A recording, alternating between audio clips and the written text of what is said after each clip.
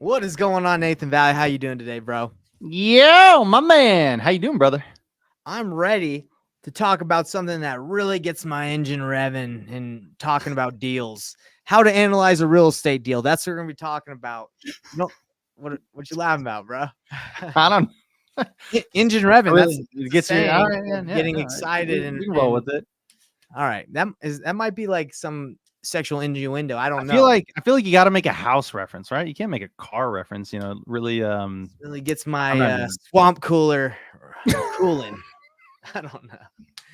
Anyway, guys, this is what we're going to be talking about today is how to analyze a real estate deal. Okay. And if you don't know, it's not that funny, man. You're just in a happy mood. You just got back from the doctor. Did they give you some So laughing guys, we're gas? talking about analyzing real estate today. Okay. It is important, I promise. Despite the laughing around, the smoking and joking, we are going over some important stuff because this is important. This is very important. This is very important because we analyze deals as a part of our what would you say, Nate? How we help our clients do deals. We look at deals that they're doing and we say, hey, this is an opportunity or not. We help them through that process because a lot of people when they first get started, they don't really know if they're looking at someone who will waste their time or not. We don't want you wasting your time. So that's what we're going to be breaking down is how to analyze a real estate deal. Is this a seller? Is this someone you should be talking to? Or is it a complete waste of time? You're about to find out in this call today. Go ahead, Nate. And yeah, guys, real quick before you're like, I know how to analyze deals. I know how to come. Guys, pause. Hold the phone. Again, this is more important than you probably think. A lot of people think, no, I need to get better. Like, how do I find the most motivated sellers? What's the best, one line to use when negotiating? Yeah, that stuff's cool. But guys, especially when first getting started, the thing that I see being the biggest constraint for new wholesalers. I know this was true for me when I first got started.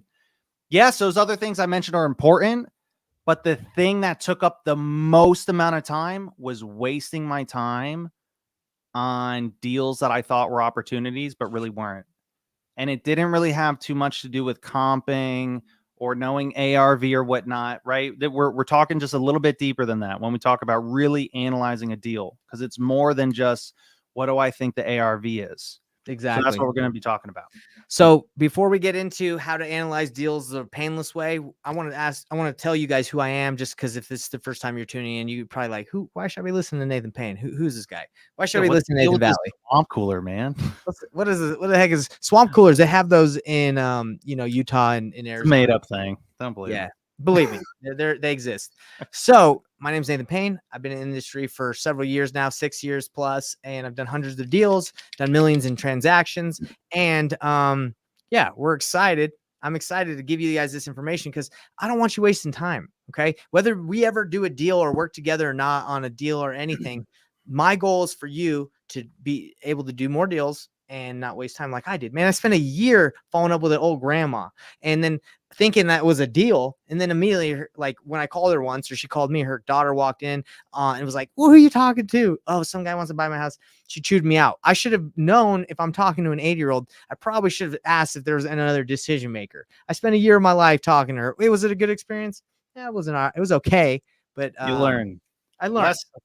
Lesson learned. Yeah, I've got a no, I don't want to say no old people policy, but you guys know, like if you get on the phone with somebody and it's just like, bro, it sounds like they've got some life under their belt, right? And they sound like they've been around for a while. Guys, just I don't even really talk to the person. Say, ask for a family member. Hey, do you have anybody else that can help you, or with making this decision, or Yes. that Anyone would else we need to talk want to know, and then get on the phone with them. But enough about that, guys. Who am I? My name is Nathan Valley. I've been wholesaling for about 5 years, done a bunch of deals, bunch of different states.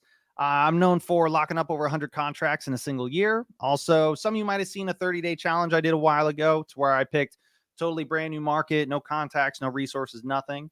And my goal was to do a deal in 30 days. And I did. I did a $20,000 deal without spending any money on marketing. And what perfectly fits into this topic that we're talking about today, I also was able to do that by only working 2 to 3 hours Monday through Friday each morning. I streamed the whole thing live from this camera.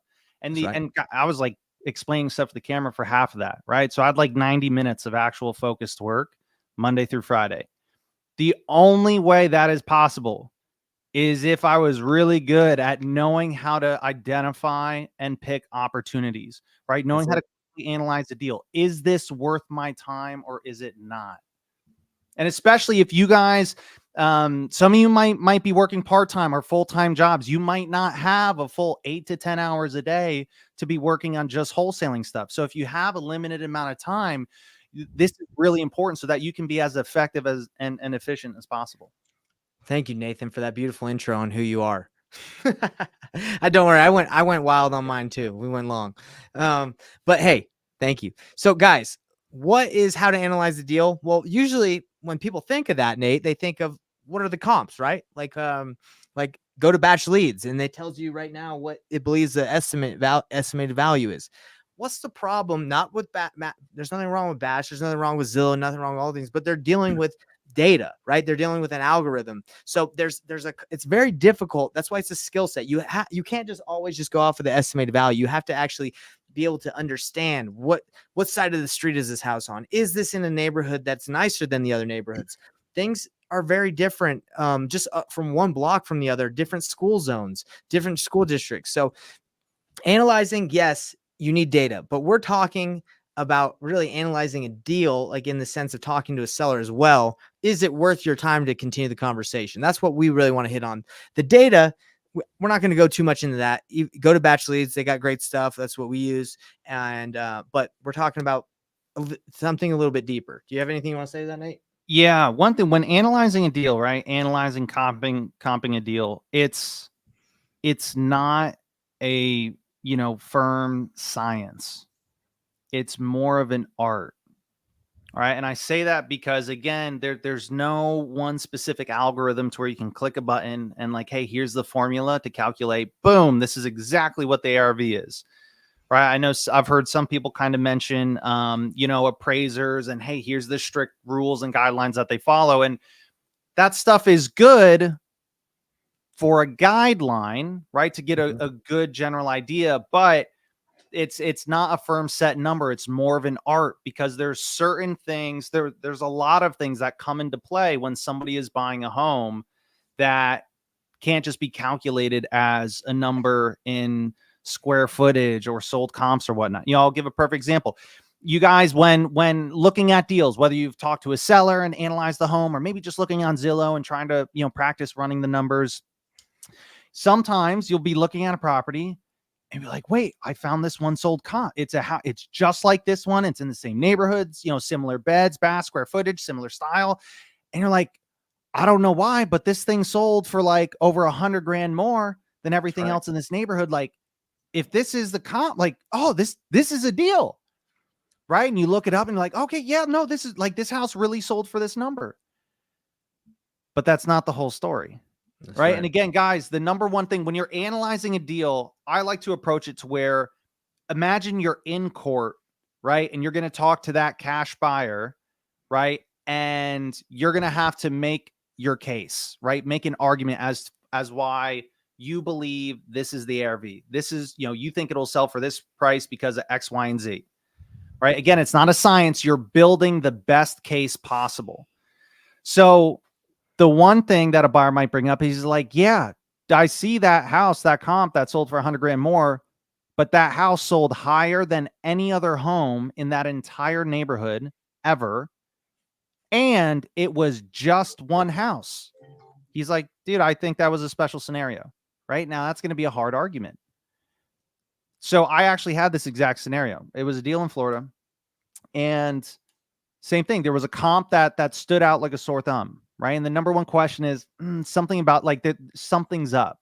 And guys, if something seems off or if it stands out to where it's like, that doesn't really make sense. Right. Could be in a good way, could be in a bad way, right? Could help your comp, could not help your comp, whatever. If something stands out, if something doesn't make sense, there's probably a reason for it. So do a little bit of digging. So I called the agent that listed that property. I said, hey, I saw this property that you sold a couple of months ago on, 123 Main Street. She's like, oh yeah, what about it? I was like, hey, beautiful home. You did such a good job, blah, blah, blah. Like you guys got an amazing price. I'm actually looking to potentially fix up and sell a house right around the corner. It's just like this one. but I noticed you got such a good price on this home. You did such a good job. I was wondering, is there something that I'm not seeing? Is there something I'm missing as to why it sold at this price? And the agent, she's like, oh, she was like, yes. She was like, you can't tell. She was like, the thing that sold this house, and like without skipping a beat, she's like, the thing that sold this house was the backyard. Oof. And she's like, from the pictures, you can't really tell, yeah, it's nice, it's whatever, but no, it doesn't look like anything fancy. She's like, the backyard was big, but she's like, the real thing, the back side of this house, you can't tell from the pictures, but it has this view overlooking an entire national park. Oh, And she's like, that is what, like that view, she was like, is absolutely priceless. And she's like, that is what sold this home. there you go. You wouldn't know that. You Oh, wouldn't know that. I want to know that. Right. And again, that's just one small example, but that's what we're looking for. And again, that's just talking about ARV and price. Let me give an example, Nate. Yeah. Let me come in real quick. I just sold my house in Salt Lake City, Utah. Zillow says, and most of the algorithms say that it's worth $550. I just sold it for $652. So how was I able to sell for $652 and not $550? Because I live in an area where some of the homes around there bring down the comps, right? So, but I live in a different part of that area, right? And that's not only that, I also have an ADU, an additional dwelling unit, where I rent out my basement. They call it mother-in-law basement apartment. So I rent that out. So that's valuable. So if you took my home and in my neighborhood, the exact same model, but try to sell for the same amount, it probably wouldn't go if they didn't have an ADU, right? So there's a couple of things that you need to know. But again, this call is to say, hey, all that's great. That's very important to know that. But before you even get into all that, like where the numbers are, you have to understand and analyze if you are talking with the right person, if you're speaking, like if you're dealing with the right opportunity. Let me give an example. This is perfect. My garage. I love you. Don't know you, but I care about you. And I want to use you as an example. Okay. I appreciate you interacting. And I really think it's important that everybody that's watching this live should interact because this is for you guys. So he's saying I've thrown offers typically at 70% of ARV through cold calling. I believe I have to work on my delivery because I've gotten a ton of hard no's. Perfect example, guys. Nate, when's the last time you gave, no offense, my garage, we love you. When's the last time you gave an offer on the first call? It's been a minute. I honestly can't even remember. And to be fair, guys, this is what we're taught, right? It's not your fault. This is what everyone's taught is, I got to do 70% times ARV minus repairs. And then for repairs, let me use this generic price per square foot to calculate if something's a deal. Guys, when analyzing a deal, there's one really, really important truth that took me a long time to learn. It does not matter how good of a deal we have on paper. If we don't have a cash buyer that's ready, able, or willing to pay us, we don't make any money. Therefore, it's the cash buyer, the investor, that is paying us when it comes to wholesaling. So that is the only person that can really tell us what something's worth. If I'm doing 70% times ARV minus repairs, I cannot use a simple and again, guys, I know what I'm saying right now might sound absolutely insane because wait, Nate, what do you mean everybody says to use this formula? Just guys, just bear with me. Like, just think about it, right? One formula, 70% times ARV minus repairs. People say, just use this one generic formula to calculate if something's a deal or not a deal for every single buyer in every single state, every single market across the entire US. Doesn't add up, right? And as not you only that, found, doesn't work very well. And every just market is different and every buyer is different. Well, not only that, but the reason why they tell you this, my garage, is because if you get a deal at 70% of ARV minus rehab minus your wholesale costs, of course it's a deal. Bring me every deal that you find at that price. And by the way, it's not always a deal in some markets. Some markets you have to be like a 40%, right? You have to be really low. But most of the time when they're saying this in like high areas like Atlanta, Dallas, you got like these markets that are big and there's a lot of competition, a lot of people buying there. Yeah, it's a deal. Okay. And that's why they say, because it's just easy. But I've done deals that like it when you do the math, like 86% of ARV minus repairs, 90% of ARV minus repairs. Can you imagine letting all those deals go just because you're doing a generic formula? So he's saying, I believe he said, my garage says, I believe I have to work on my delivery. I'm getting a ton of hard no's. Number one, you're getting hard no's because you're probably, depending on what market you're in, you're really, really low on your offer. And people are just like, forget you. Second of all, you're probably getting a lot of hard no's because you're making these offers that people probably aren't ready to make a decision right then. You're probably just saying, hey, this is where I could be around. Would that work for you? And they're like, I don't even know if I'm ready to sell yet, or I don't even know if I want to sell. Like, before we get into the offers, we have to identify, analyze if you are working with someone that is the right opportunity. So let's get into that, Nate. Yeah, and just to add to that, guys, a lot of times, whether it's busy, it's very similar kind of the way the human body works. Whatever the symptom is, very rarely is that the root cause. I don't know if anyone kind of works out at the gym or if like lift weights, but if you've been doing that for a while, you've probably, without a doubt, have like tweaked something or gotten issues. For me, I've had elbow pain, like really bad elbow pain for the past like 2-3 weeks, right? You think, oh man, it's my elbow. I got to like stretch out my forearms or something. No, the elbow pain is actually because of an issue of the shoulder not functioning properly, or at least for me, this was the case, right? I have bad elbow pain because my shoulder isn't functioning properly, and my shoulder isn't functioning properly because my back muscles are too tight, right? So it's like you go 3 steps back and it's like, oh, that's the problem. Same thing. And again, we see this all the time to where someone's like, oh man, I got to get better at sales. It's not that you can't, it's not that you need to get better at the sales and negotiating. I'm sure there's improvements we can all make there, right? Nothing wrong with that. But that's not the core issue, I would bet, right? The core issue, it's not that you need to get better at negotiating, making offers. It's that we're not analyzing the deal properly to even be in the right ballpark number. Because imagine you could negotiate the same way, but what if you could offer $200,000 more than whatever number you gave to them last time? Like, right. If nothing changed about the conversation except for the fact that you could offer 100 to 200 grand more, would that make a difference? Maybe, maybe not, right? And then that's where it comes to step 3. Well, maybe it's just not a motivated seller to begin with, and I shouldn't be making an offer. But you might say, Nate, well, where do I get to just pull 100, 200K out of nowheres to add to the offer? And that's where it comes back to analyzing the real estate deal, because I might be analyzing it the wrong way. And I'm using a formula like 70% times ARV minus repairs. That's super conservative. And then I'm guessing on the rehab, right? When I say guessing, either just a ballpark guess, or I'm using like a generic price per square foot to get an estimated rehab. And guys, all the time, I've done this example so many times to where I'll run the numbers as to what a buyer actually says they're able to offer, and that versus if I just did the 70% formula. And got in markets to where the ARV is like 350, maybe 400,000, I'm getting typically between $70,000 and $90,000 more I'm able to offer, right? Like that's average. A lot of times it's even more than that. Yeah, wow. Well, so anyway, Nate, so what would your suggestion be for people that are watching this and they're like, okay, guys, I'm a little confused. We want to give them some clarity, since we've been kind of giving some juice all over.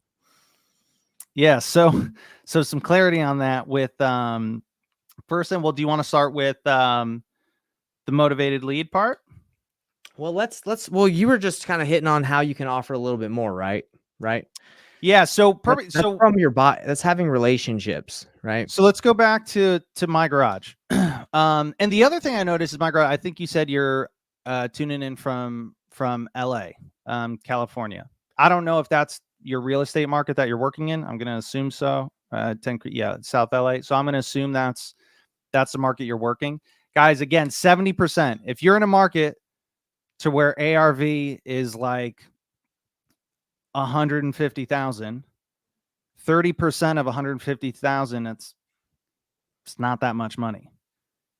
You're in a market like LA or New York, 30% is a huge chunk of money. Right? Now the thing is when we take out that huge chunk, like just look at the number and be like, dude, do you think somebody would flip a house for a number less than that? Right? California, especially LA, probably, I don't typically work that market, but average house, what, over $1 million? Easy, I would guess. Like $1 million's probably on the low side. Yeah, he's saying it's around 900K. Yeah, so 30%. I mean, guys, you're talking almost 300 grand. Now, I don't know if any of you guys are flipper, but do you think anybody in LA would flip a house for less than a $300,000 profit? I would say probably, right? And so with analyzing the deal, you had mentioned, I have a cash buyer asking me every day. Absolutely love this. This is what you're going to do. Next time you have an opportunity or a lead, right? Make sure it's motivated. And again, that's the foundation. Do I have a motivated seller, right? With a house that we can add value to, and there's a problem that I can uniquely solve. If we have those two pieces, right? Step 3, well, let me take the guessing out of it. Let me just reach out to the buyer and have him tell me what he thinks ARV is, what he thinks the rehab is, and what he thinks he'd be able to offer. Nobody is going to have a better answer than the buyer. Why? Because he's the one buying it. And the most important piece is the answer is going to change depending on what buyer you're talking to, right? And guys, like, really listen to this. You could have the same house, the same ARV, the same rehab, the same seller, right? Same exact house. You've got one buyer. He goes, he looks at it, and he's looking to buy it, move into it, fix it up himself, and then sell it. A second guy looks at it. He's looking to buy it. He has his own crews that are going to fix it up and then sell it. I've got a third guy that's telling me I'm absolutely crazy and the rehab's twice what I think it is. And it's because he listened to like one episode of Bigger Pockets and he got all premium subcontractor quotes. Guys, I love Bigger Pockets. I'm just making a joke, right? And I've got a fourth guy. To where not only does he have his own crews, but because he does so many flips in volume, he buys materials in bulk at a massive discount, and he can do that same rehab for a fraction of the cost of anybody else. And that's not even including, well, what about the person analyzing it as a rental property? What about the person analyzing it as an Airbnb? What about the person analyzing it to where they're going to rent by the room or do like a pad split? What about the person that's going to put an addition, right? Or what about the person that's going to turn it into an assisted living facility? Guys, you get my drift, right? That's a beautiful thing with real estate is there's so many things somebody can do with a property. How can I possibly pinpoint what the value? It depends on who I'm talking to. And one person might offer, if we're in LA, you know, a cash offer. One guy might offer $600,000 cash. You might have another buyer willing to offer $850,000 cash. And you might say, Nate, that is absolutely insane. Who would do that? Depends on who the buyer is. Depends on what things cost. And both buyers might be right. That might be their best offer, but they might have totally different circumstances. We had a deal in Utah to where first buyer that walked it, right? The first like 5 buyers that walked it, they were all between 160 and 175 with their offer. The guy we sold it to paid 250. It's almost 100 grand more. And guys, it's not because there's a sucker born every minute. No, that's a company that does rehabs, like over 100 rehabs a year nationwide. They know what they're doing. And by the way, that company doesn't always beat the other offers that came in lower. It's just depends. It's kind of crazy. So anyway, what we're trying to say, guys, is when you're looking at a deal, you don't just bring every deal. Like, I'm talking to a seller. They're like, what can you offer? I don't bring that deal to my buyer, my garage. That's not someone I want to waste my buyer's time on. You only bring those opportunities to your buyers that are opportunities, are people that are interested in selling, that have a problem, that you can solve a problem and solve their problem. And the offer is like the last thing, how you complete this solving the problem. That's not always the thing that solves it. You can solve it in many different ways on how you structure the offer. Now, look, we're not going to get too crazy, more in depth with this, guys. All we're trying to say is be careful how you use your time, use it wisely. Make sure you're not just bringing deals that, anybody wants to sell and asking your buyers what they'd pay. That's not what we're talking about. identify the opportunities, identify why they're selling. If there's a problem, you can help. Then you can leverage your relationships to help you offer way more than 70% minus ARV, 70% of ARV minus repairs minus rehab.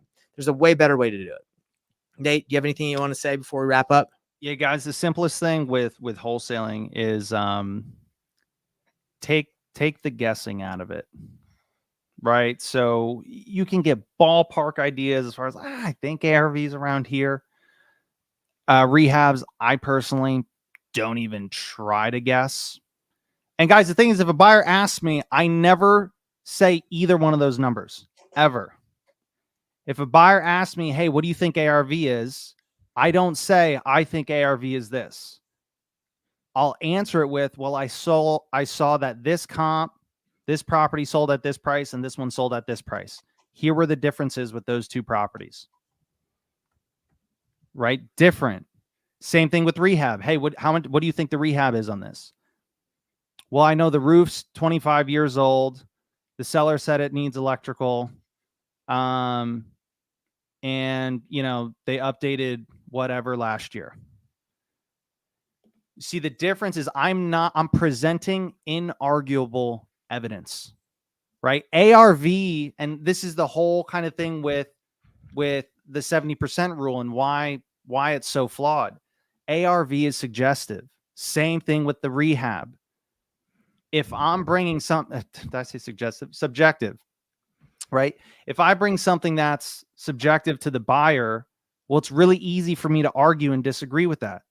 How can you tell me I'm wrong? We can just have a back and forth and disagree, right? And at that point, it's a dead deal because now we're arguing back and forth over what we think a comp is and what we don't think a comp is. But if I just present the facts, again, building a case like in court, and then take the guessing out of it. I don't guess what ARV is. I'll let the buyer tell me, right? And then from there, and again, like I said, whatever that person says is true for them. Now, I might ask them, right? If you're like, dude, I think ARV is right around 900, and the buyer's like, nah, I think ARV is like 720. If you're just like, why? Where does that even come from? Right? If you think they're really far off on something, guys, here's the magic phrase. Hey, Mr. Buyer, help me understand. Well, what am I missing? I'm seeing this house and this house sold for this price. It sounds like I'm missing something. Right? Simple as that. And then one of two things will happen. They'll either be like, well, you know, all right, I see what you're saying, but I don't think it's that high. Right? And then, you know, okay, they're just trying to hustle me down on money, which is fine. That's just them negotiating. Or they're going to tell you, yeah, well, it's because those houses have X, Y, and Z, and this one has, 1, 2, 3. And then you learn something new and you're like, oh, right. Just kind of like that view, right? The buyer's like, well, yeah, that's because you didn't realize that one had a view overlooking a national park that's unlike anything else. It's like, oh, okay. Yeah, that makes a lot of sense. All right. So take the guessing out of it. Have conversations with your buyers. They'll tell you what the ARV is, and then you can go from there. So check this out, Nathan. Love it, crushing it. Appreciate how in depth you go. Gloryful Skip is saying, before we go, what are some great questions you can ask your buyers to qualify them best? I got something better for you. We're not going to just answer this for you just right now. I'm going to give you the script that we use. Okay. So guys, what we have is we have a free Facebook group. It's called the Payneless Flipping free Facebook group because it's free. All you have to do is go type in Payneless Flipping free Facebook group into Facebook and you'll find it. Ask to join. We have a free course on how to work with buyers, like what we're talking about right now. If you go right, the first part is picking your market. Second is finding buyers. If you go through the training, we'll give you a bonus, which is our cash buyer script. Okay. But I want you to go through the training. So you just don't get the script and you don't know how to use it. Okay. So anyway, it's a literally free training for everybody. And then, like I said, all you got to do is go get your cash buyer script. So that will be better than us just telling you, like one or a couple questions asked, just go get the script. Like I said, again, it's just at Payneless Flipping free Facebook group. Under the guide section, we have a 4-step course that tells you how to leverage your cash buyers to do more deals, how to do deals the painless way. I hope that helps all you guys out. But yeah, Nate, do you have anything else you want to say before we wrap up? Yeah, I'll end it with, so I wanted to go through the 3 points of pain, right? So we talked about the elbow pain, which was my garage thinking that the problem's negotiating, right? That's not, I would argue that's not the problem here, right? Not the elbow pain. We talked about the shoulder, right? Hey, we have the elbow pain because the shoulder's not working properly, right? Which is we're not analyzing the deal properly, right? So we talked about that. But the real thing, right? The back pain that's causing all of it, or the tight back muscles, the tight lats, that is not having a motivated seller. Now, that may or may not be the case here, right? With this specific scenario with you, but how do we know if we have a motivated seller? Guys, I'm going to speed through this in 10 seconds. If you got pen, pad, and paper, write it down, or, rewind this and watch it again. Watch it a couple times. All right. Every time you talk to a seller, there's these 4 questions. Every single time, right? I ask these questions. Number 1, hey, Mr. and Mrs. Seller. Hey, Mr. and Mrs. Seller. And I'll ask these questions when we're going through and I'm asking them about condition. Hey, so tell me a little bit about the house. How old's the roof? I'm like, hey, let me ask you, have you thought about maybe just listing it with an agent and sort of going that route? That's question number 1. Have you thought about listing it with an agent? They're like, yeah, we've thought about it. Okay, got it. Well, what's held you back from just moving forward with that? Right? We want to know, what's the why? What's the why behind that? That's question number 1. All right. Then, okay, got it. Now tell me a little bit. How's the, what's the kitchen like? What kind of shapes? Okay, got it. Nice. Hey, I know you said it needs this and that. Have you thought about maybe just fixing it up yourself and then selling it? I mean, you'll get more money that way. Well, yeah, I don't really want to do that. Oh, okay. Well, why is that? What's holding you back from just doing that? Okay, got it. All right, so now tell me a little, what's kind of the backyard stuff like? Okay, got it. Question number 3. Hey, have you considered maybe just renting out the property? And guys, typically the sellers will cut you up, be like, oh my gosh, we don't want to rent it out. We don't want to deal with tenants or this or that, blah, blah, blah, blah. Right? But if they're like, we thought about it. Okay, got it. Well, what's held you back from just moving forward with that? Guys, I swear, if you listen to my calls, I'll say the same thing 5 times. All right. Well, what's holding you back? What's holding you back? What's holding you back? Right. And then last but not least, question number 4. Okay, got it. Well, Mr. Seller, I know you said you wanted $1 million for the shed, but I'll be honest, that's a tough price to get to. Is just staying in the house an option for you? Are you able to just stay here, or do you have family or kids, or maybe somebody you can just kind of pass the property on to? Those are the 4 questions. Now, guys, have a little bit of emotional intelligence, right? If you're talking with them and it's, they're like, yeah, I don't have any family or this, that. Obviously, I'm not going to ask question number 4, right? Because they kind of already answered it. But we want to ask those questions. If I ask, hey, have you thought about listing it with an agent? They're like, yeah, I have. We're meeting with one on Friday. I'm going to ask once. Okay, got it. Well, what's holding you back from just listing it with them on Friday? They're like, well, we're planning to list it for, if we're in LA, we're planning to list it for $900,000. Okay, well, is there any reason you wouldn't just list it for $900,000 with the agent? They're like, well, yeah, we're talking to you because you said you can pay cash and close quick and there's no closing costs. So if we can get $900,000 cash and it's an easier process and we don't have pay commission, yeah, sure, I'll do that. Not a motivated seller, right? Same thing with fixing it up. Hey, Mr. Mrs. Seller, have you guys thought about fixing it? Yeah, we have. Well, what's holding you back? Well, we were going to see what your offer is. If you're able to pay our price, great. If not, yeah, we were going to put in granite countertops, paint these 2 rooms, and then we were going to list it. Okay. Well, it sounds like that's probably the best option for you. Right. And same thing, renting it out when you get my drift. Right.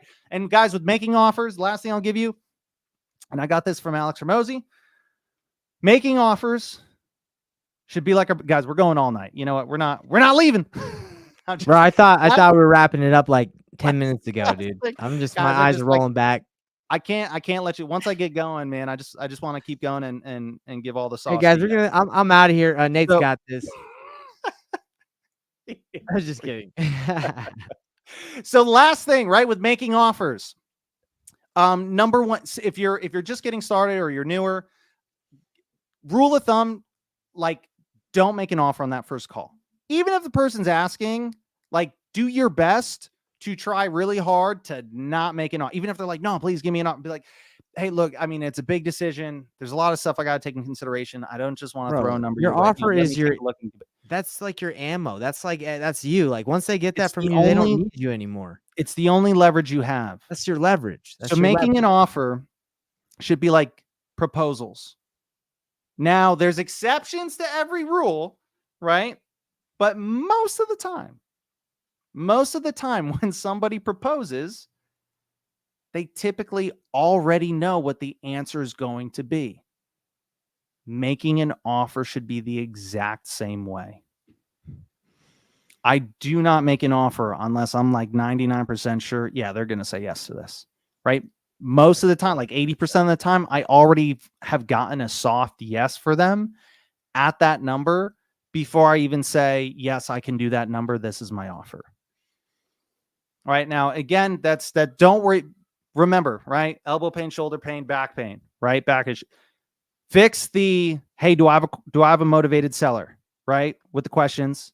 Then worry about, am I analyzing this property correctly, right? Number one thing is getting feedback from your buyer and listening to them. And then number 3 is, hey, make an offer like a proposal. That's it. I love it. Love it. Nathan, you crush it as always. And we got Gloryful Skip just saying, thanks, Nathan. We actually, well, thanks, actually, thanks to both of you. Well, okay. Well, thank you. You can analyze deals, but reading is his kryptonite. It is a strong.